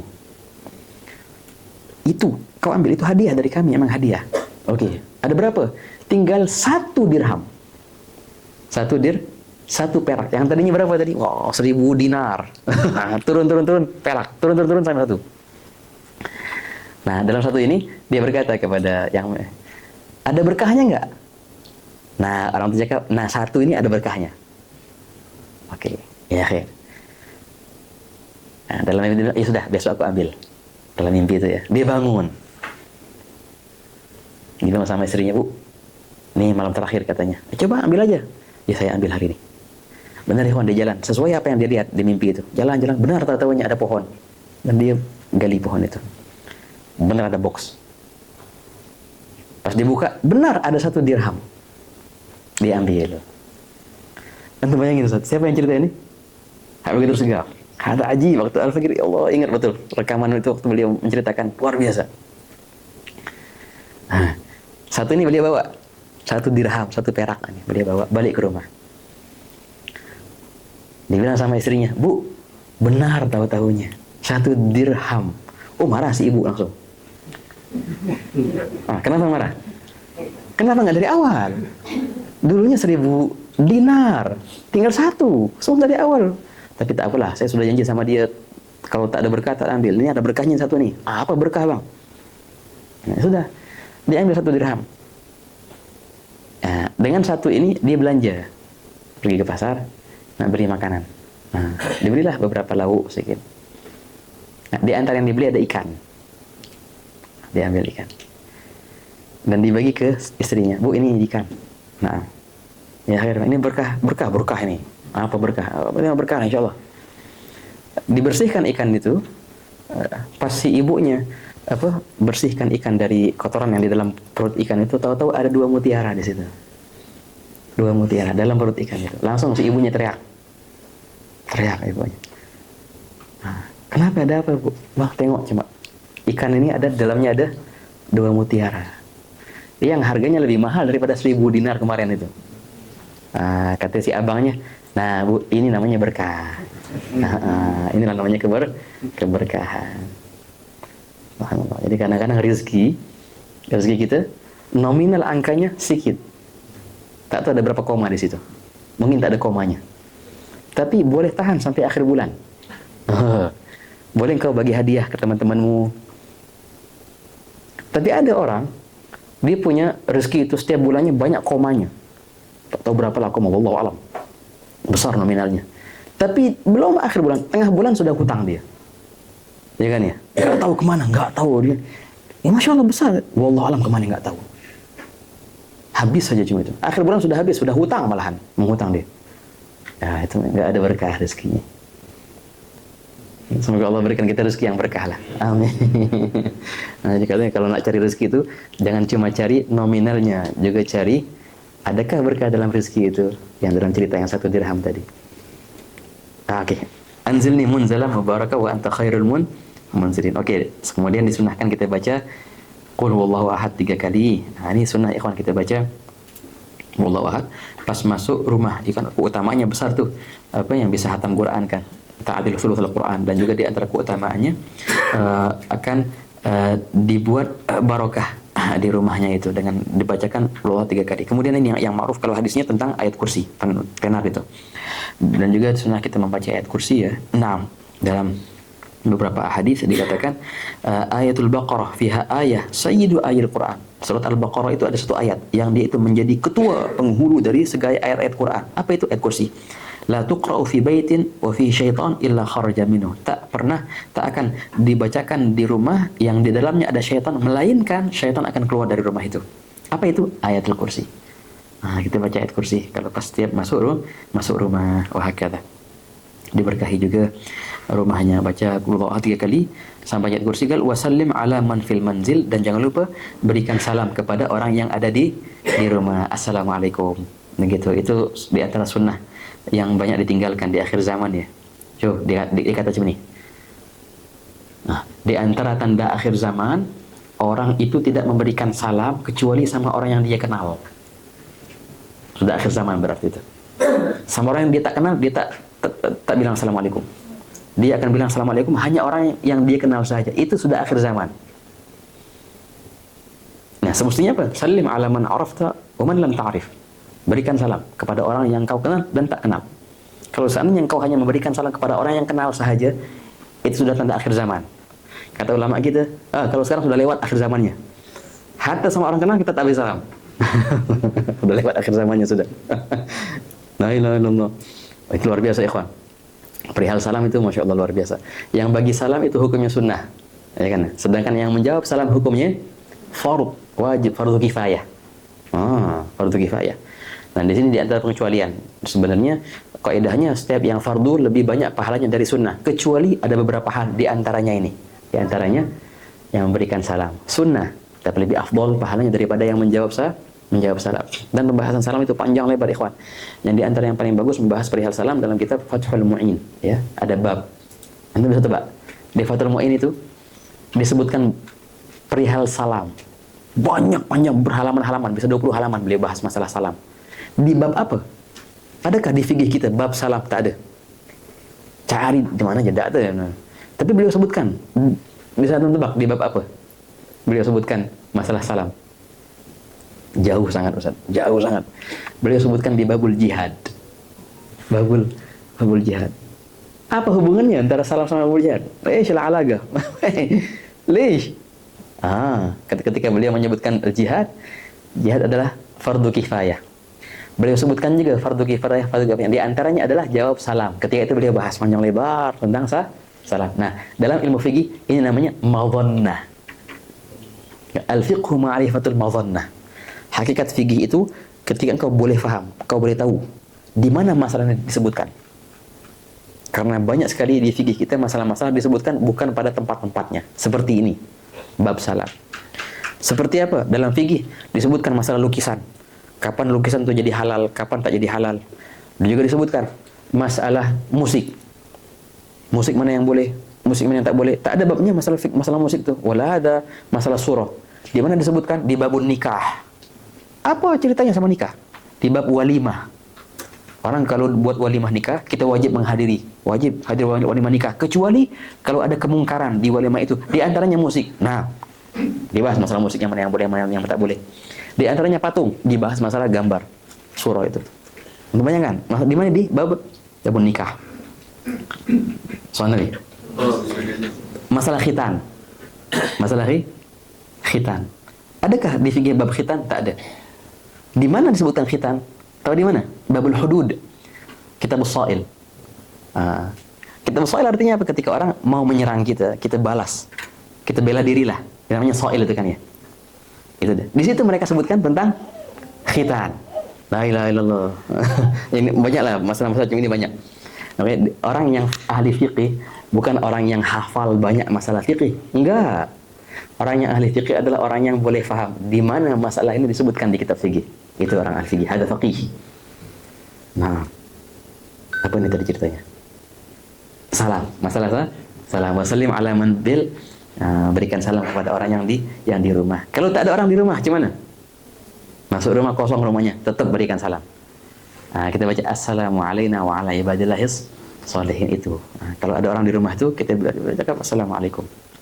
Kalau tak ada, sudah assalamualaikum warahmatullahi wabarakatuh. Dan hukum salam itu panjang lebar ikhwan. Di antara ini hukum salam terutama untuk salam laki-laki ke perempuan atau perempuan ke laki-laki itu panjang lebar. Kadang-kadang bisa jadi haram, kadang-kadang bisa jadi makruh.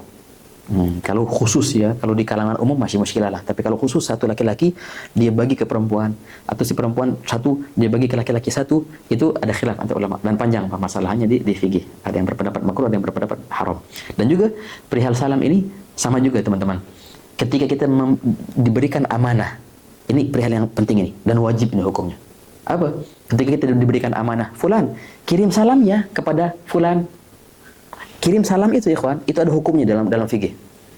Kapan kita wajib menyampaikan salam dari fulan ini, dan kita menyampaikan kepada orang yang dipesankan, fulan, syuf, temanmu fulan bin fulan kirim salam sama anta. Hukumnya sama. Fardu kifayah jawab salam itu. Nah, tapi dengan syarat-syarat tertentu. Bila mana yang memberikan salam bukan kirim salam sama fulan ya, itu enggak wajib untuk dijawab. Tapi kalau saya katakan assalamualaikum, assalamu ala fulan. Nah, kalau ente bilang assalamu ala fulan, itu hukumnya wajib nanti dijawab oleh fulan itu. Soalnya Nabi. Oh, panjang lebar masalah salam dibahas di sana. Apa namanya? Wa ala kulli hal. Sama-sama ulama kita banyak karangan kitab ikhwan. Mujib Darus Salam fi Ahkamis Salam. Syekhul Islam Zakaria Ansari punya kitab khusus permasalahan masalah salam ini. Naam hakala. Kan ba'd sahabat ketika mereka berjalan berdua, kemudian ada pohon. Mereka berpisah langsung, satu kanan satu kiri. Ketika mereka bertemu kembali, cuma berpisah sebentar, beberapa detik dengan pohon tadi. Ketika mereka bertemu kembali, mereka berlomba-lomba siapa yang salam duluan. Assalamualaikum. Nah itu. Assalamualaikum Muhammad. Allahumma shalli alaihi. Harus dibudayakan perihal salam ini ya. Harus dibudayakan ikhwan. Kalau di sana masih kita tengok alhamdulillah budaya salam masih banyak ikhwan. Di Dawaan, di Hadramut, di Tarim. Siapa yang kita kenal? Kalau kita lewat, kita tak bagi salam, justru mereka marah. Kif. Atau orang dibagi salam kita tak jawab. Kita bingung siapa ini orang tak kenal, kok main salam-salam aja? Ya, emang begitu sunnahnya semestinya. Justru kalau aneh, kalau kita bagi salam ke orang, dia marah. Siapa? Kau tak kenal? Kok salam? Ada gharib. Nah, semestinya memang salam kepada siapapun walaupun tak dikenal. Ala kulli hal. Nah, mungkin sekianlah pembahasan kita pada hari ini. Intinya untuk doa masuk rumah ada beberapa doa ya. Ada dari ayatnya ada 2 ayat dan disunahkan baca qul huwallahu 3 kali sama ayat kursi, dan juga doa yang tadi Allahumma inni as'aluka khairal maulaj wa khairal makhraj bismillah walajna bismillah kharajna wa 'ala Allah rabbina tawakkalna. Ayat Quran yang pertama wa qur rabbi adkhilni mudkhala sidq wa akhrijni mukhraja sidq waj'alni min ladunka sultanan nasira. Ayat yang kedua wa qur rabbi anzilni munzalan mubarakan wa anta khairul munzilin. Nah itulah insyaallah diamalkan pas masuk rumah nanti, diamalkan. Kalau belum hafal, bagus tulis atau cetak 1 halaman ini dan letakkan di pintu rumah. Naam. Atau masuk dari rumah, pertama kali yang kau tengok adalah doa ini. Nah bagus. Jangan sampai ini lepas begitu sahaja. Wah, diamalkan ya kawan.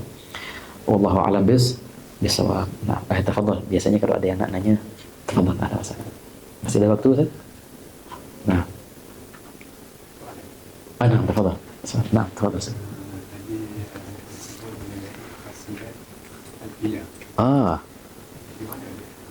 Oh boleh. Syuruh ke ataupun ada Masya Allah antum. Siap Ustaz. Khasiat alfiyah. Ustaz bertanya masalah alfiyah tadi ya. Nah, adakah kitab khusus yang mengarang khasiat alfiyah? Ada beberapa ulama Jawi. Al-Faqir tengok. Nah, beliau sebutkan. Boleh ntar Al-Faqir carikan untuk Ustaz ya. Khasiat beberapa abiyat di kitab Alfiyah. Sebenarnya begini, yang lebih tenar untuk masalah khasiat ini, sebenarnya ada banyak lah kitab-kitab yang itu ya. Di antaranya Mujarrabat Ad-Dairabi Al-Maruf. Banyak doa-doa di situ. Tapi ajib, bukan, dan juga ada kitab namanya Al-Wasail Syafiyah dari Imam Muhammad bin Ali Khirid. Itu bagus luar biasa, banyak doa-doa di situ untuk khasiat-khasiat. Tapi kadang-kadang luar biasa. Di antaranya qasidah burdah yang paling tenar ikhwan. Untuk perihal khasiat-khasiat, burdah itu luar biasa. Dan memang luar biasa burdah itu. Nah, bukan 1-2 kitab, banyak karangan kitab yang mengarang tentang khasiatul burdah. Khasiat-khasiat beberapa abiyat di kitab burdah. Nah, ajib. Burdah ada syai' azim. Nah, di antara juga khasiat-khasiat dalam kitab Alfiyah. Ntar boleh insyaallah Ustaz kalau Al-Faqir nemu PDF-nya nak kirim ke antum lah. Khasiat dalam kitab Alfiyah. Nah, banyak ceritanya ikhwan. Alfiyah itu banyak ceritanya. Karena Imam Muhammad bin Malik yang pengarang Alfiyah itu, ketika beliau lagi mengarang Alfiyah, itu beliau dipanggil oleh seorang ulama Mesir. Yang waktu itu dia lagi mentashih nuskhah Al-Bukhari. Jadi akhirnya nuskhahnya itu nuskhah yang paling benar dari segi kaidah dan dari segi semuanya lah. Al-Hafidz siapa? An-Nainawi. Nah, dia panggil Imam Ibn Malik untuk perihal bahasa, dan dia panggil Imam Nawawi. Itu satu zaman tuh mereka tuh. Semuanya akhirnya duduk di Mesir dan mereka baca bersama Bukhari dan disahkan mana yang nuskhah yang sahnya, dari segi hadisnya siapa yang hadir, dari segi ulama sastranya siapa. Nah, di masa-masa itu Imam Ibn Malik lagi mengarang Alfiyah. Nah, sampailah beliau di bab Mubtada' Khabar. Nah, Ya, jadi mubtada itu tak boleh nakirah, harus dia ma'rifat, kecuali ada musawwigh namanya. Di antara musawwighatnya ada beliau contohkan, wa hal fatan fikum fama khillun lana wa rajulun minal kirami indana. Katakan dia kalau nakirah mukhassasah, rajulun minal kiram hada takhsis sifah, takhsis bersifah. Itu beliau katakan. Nah, beliau tulis contoh itu di hadapannya adalah Imam Nawawi. Jadi benar-benar nyata itu. Rajulun minal kiram, siapa? Itulah Imam Nawawi. Indana, di hadapanku sekarang. Nah, banyak cerita lah kalau alfiyah, Ustaz. Nah, boleh ntar insyaallah kalau saya dapat ininya abiyatnya. Khasiyat alfiyah ya, yang boleh ntar minta sama Ustaz juga. Nah, untuk baca alfiyah. Tafadhal, marhaba ahlan wasalam. Nah, soal mungkin bagian kalau ada ini kemarin pernah dengar dari antum sama saya bisa di kitab Mahiyah kita Tasawuf yang pernah bilang dosa batin itu lebih besar daripada dosa zahir. Jadi apakah untuk mengelakkan dosa batin itu kita meninggalkan kayak apa pas kita melakukan sunnah di luar itu bisa menimbulkan riya atau takabur, maka kita tinggalkan sunnah untuk mengelakkan daripada dosa batin? جميل جدا. نعم جميل. نعم هذه الفائدة atau معلومة itu disebutkan oleh Imam Ghazali. Beliau berkata memang perihal batin baik pun pahala ataupun dosa itu jauh lebih utama, lebih hebat dan lebih berpengaruh daripada perihal zahir. Ketaatan batin itu pahalanya lebih hebat daripada ketaatan yang zahir. Nah, contoh seperti sabar, kesabaran. Kesabaran adalah taat batin. Nah, dengan berkat sabar ini, engkau bisa akan mendapatkan perlipatan ganda di setiap ibadahmu. Jadi efek positifnya bukan cuma di dia saja, di semua ibadah. Dilipat ganda semua ibadah kita berkat karena ada satu pahala di hati adalah kesabaran. Nah, yu'tawna ajrahum marrataini bima sabaru. Didabelkan 2 kali semua pahala kita karena berkat ada sabar. Contoh. Dan tak ada perihal ketaatan zahir yang bisa seperti itu. Paling hebat dia yang terlipat gandakan, seperti puasa, seperti sedekah, dia saja yang terlipat ganda. Tapi dia tak bisa untuk melipat gandakan ibadah-ibadah yang lain. Tapi kalau sabar, ketaatan hati, dia bisa melipat gandakan ketaatan-ketaatan yang lain. Oke, jadi itu perihal ketaatan. Juga sama, perihal kemaksiatan. Maksiat yang zahir itu bahaya, betul. Apalah banyak. Tapi lebih bahaya lagi maksiat batin. Karena sama juga efek negatifnya itu bisa merambat ke perihal yang lain. Kalau orang maksiat zahir, dia berdosa, banyak dosanya bakal itu, tapi dia tak mengefek ke perihal yang lain. Tapi kalau maksiat batin, dia antaranya hasad. Penyakit hasad itu maksiat batin atau iri atau dengki, hasad. Itu efeknya apa? Dalam hadis baginda bersabda, innal hasada ya'kulul hasanat kama ta'kulun narul al-hatab. Sifat hasad atau iri dengki itu, dia akan menggerogoti, memakan, menghabisi pahala-pahalamu. Sebagaimana api akan menghabisi kayu bakar. Berarti satu maksiat ini, dia akan menghabisi pahala-pahala yang lain. Jadi efek negatifnya ke yang lain. Dan tak ada perihal ini kecuali perihal hati, ikhwan.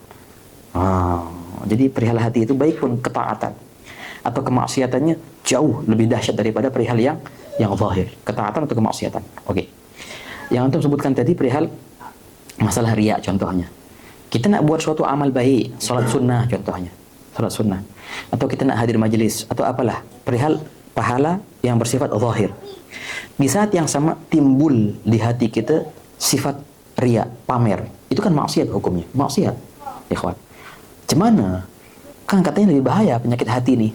Mending aku tinggalkanlah ketaatan zahir itu daripada aku nanti jatuh ke maksiat yang batin. Beginikah caranya? Jawabannya tidak. Jawabannya tidak. Begini ikhwan caranya. Target syaitan ingin engkau meninggalkan semua kebaikan. Dengan apa cara? Di antaranya dia akan membisikkan di hatimu engkau riya. Akhirnya engkau tinggalkanlah taat yang zahir tadi. Kalau kau tinggalkan taat yang zahir tuh, oh selesai, menang syaitan. Sampai targetnya. Ya kan ya? Jangan pernah kita tinggalkan amal baik karena takut riya. Salah itu. Apa yang benar? Semestinya lakukanlah amal zahir itu walaupun dengan riya, tetap engkau lakukan, tetap lakukan. Karena ketika engkau konsisten, istiqamah dengan amal yang zahir itu, dia sendiri yang akan menyembuhkanmu daripada sifat riya itu. Hadza huwal asl. Tetap salatnya, tetap hadir majelisnya, tetap sedekahnya, walaupun di hati ada bisikan riya, ada bisikan pamer. Tapi tetap engkau perangi bisikan itu. Tapi jangan, wah nggak apa-apa lah, yang penting. Bukan begitu juga. Di saat yang sama harus mujahadah. Harus mujahadah dengan dari bisik-bisikan yang ada di hati itu. Tidak, aku berusaha untuk ikhlas lillahi ta'ala.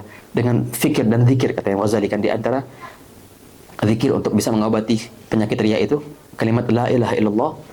Naaf, dan di antara fikirnya kita memahami bahwasanya manusia di dunia ini tak ada faedahnya sama sekali. Apa mereka bisa buat untukmu?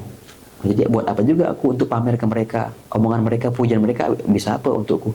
Sama sekali tak ada yang bisa diambil keuntungan daripada pujian-pujian itu. Nah, ini pemikiran ikhwan. Kata yang Ghazali, semua penyakit batin itu cara menghilangkannya ada dua, zikir dan fikir. Setiap penyakit ada zikirnya dan ada fikirnya. Yang paling ampuh, yang paling hebat bisa menghilangkan penyakit batin adalah fikir. Namanya kita dibimbing dalam ilmu tasawuf untuk bagaimana berfikir untuk menghilangkan penyakit-penyakit batin tadi. Jadi jawabannya, jangan tinggalkan ibadah-ibadah yang zahir karena takut riya.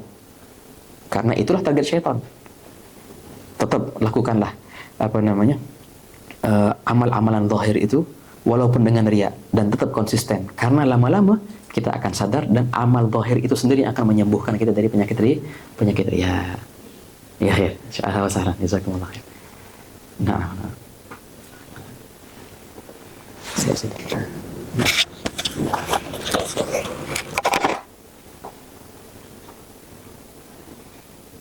Ada permintaan doa ini, insyaallah kita akan bacakan. Nah, marhaba, siap insyaallah. Kita akan bacakan di akhir majelis doa syifa. Oke, ada satu faedah lupa Al-Fagir menyampaikan. Bagus, karena ini kan doa untuk masuk rumah ya. Oke.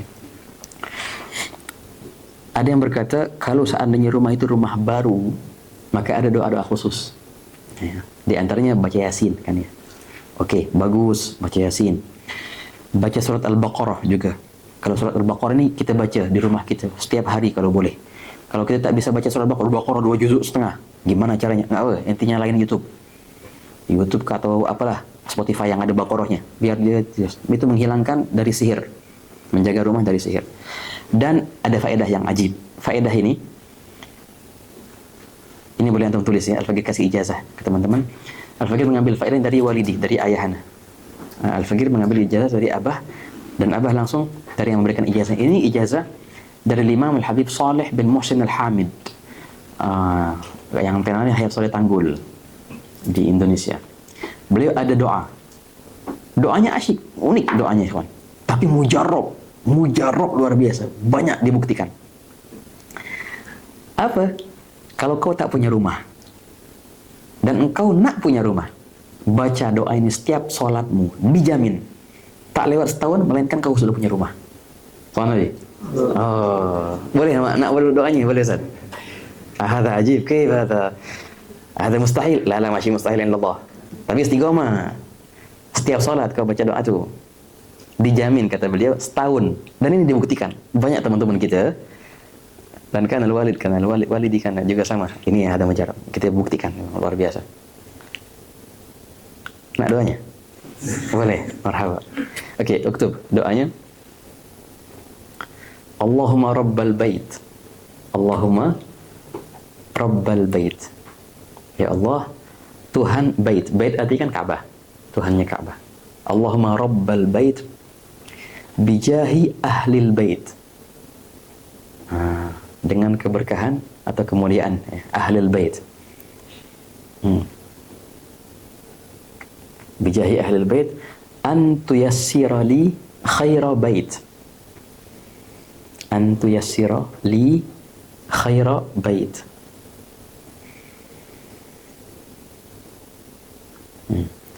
Allahumma rabbal bait bijahi ahlil bait an tuyassira li khaira bait hatta la aqul ya lait. Soalnya unik ya. Hayat Saleh Tanggul biasanya doa-doa macam itu Ustaz. Nah, hatta la aqul ya lait. Hatta la aqul ya lait. Ya Allah, wahai Tuhannya Ka'bah bait kan. Aku minta kepadamu dengan keberkahan daripada ahlul bait. Mudahkan aku untuk bisa mendapatkan bait, rumah. Hatta la aqul, sehingga aku tidak akan berkata nanti ya lait, seandainya. Jadi insya Allah tak ada kalimat seandainya nanti, karena memang sudah ada rumah insya Allah. Nah itu artinya. Nah, antu yasira li khaira bait hatta la aqul ya lait. Ayat fadal. Al-Fikr ijazahkan antum kama ajazani walidi fi hadha. Nah. Kalau yang mengamalkan harus 3 konsisten, harus apa? Setiap habis sholat harus ikhwan, setahun dijamin insya Allah sudah ada. Soal Nabi. Allahumma shalli alaihi. Ya khair. Jazakumullah. Ya khair. Nakhtim Ustaz.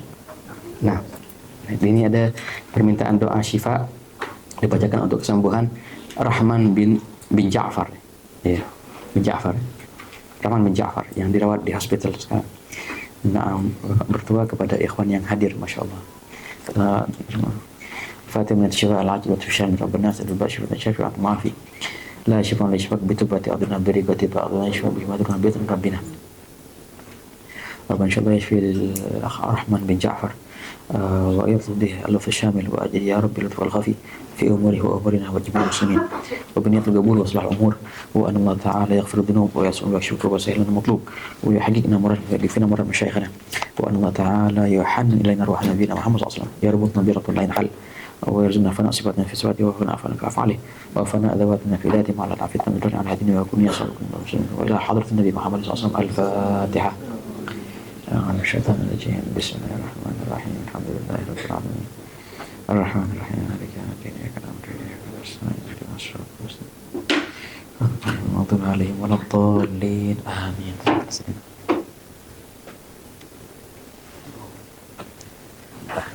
بسم الله الحمد لله اللهم صل وسلم على سيدنا محمد كما روي في هذا في كتب سر وجر في الدنيا والآخرة وعلى وسلم. بارك في هذا المسجد، بارك في هذا المكان، بارك في القلب والسمين، بارك لهم في الأرزاق، بارك لهم في الأخلاق، بارك لهم في الأذواق، أذواق أهل الوفاق. واترك البركة في جميع أمورنا وفي حركتنا وساكتنا في أوقاتنا وجميع ما يتعلق بنا. وصلى الله على سيدنا محمد وسلم والحمد لله رب العالمين. Jazakumullah khairan. Ini ada mewakili Malaysia Keluarga dan Nisbah Solat akan minta terima kasih kepada Sayyid Habib atas ilmunya. Semoga Allah Ta'ala memberkati zat kita. Maka kita akan hantarkan kepada orang sekeliling kita, keluarga kita dan orang sekeliling kita. Amin. Sepertinya selepas ini semua kita kena belajar nahu. Oh, nah, insyaAllah.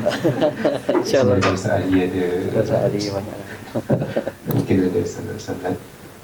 Jazakumullah khairan. InsyaAllah kita akan sambung film Musyarrafah dan akan datang Allah Ta'ala alam di dalam masa yang sesingkatnya biiznillah. Dan moga-moga kita doakan Sayyidina Habib dapat memberkati kita semua dengan ilmunya, dengan hikmahnya, dengan semoga Allah Ta'ala memberkati kita semua insyaAllah. Barakallahu fikum. Fajazallahu anna Sayyidina Muhammad sallallahu alaihi wasallam wa ahlu. Jazallahu anna Sayyidina Muhammad sallallahu alaihi wasallam wa ahlu. Jazallahu anna Sayyidina Muhammad sallallahu alaihi wasallam wa ahlu. Subhana rabbika rabbil izzati amma yasifun. Wassalamu ala al-mursalin walhamdulillahi rabbil alamin. Wassalamualaikum warahmatullahi wabarakatuh. Waalaikumsalam.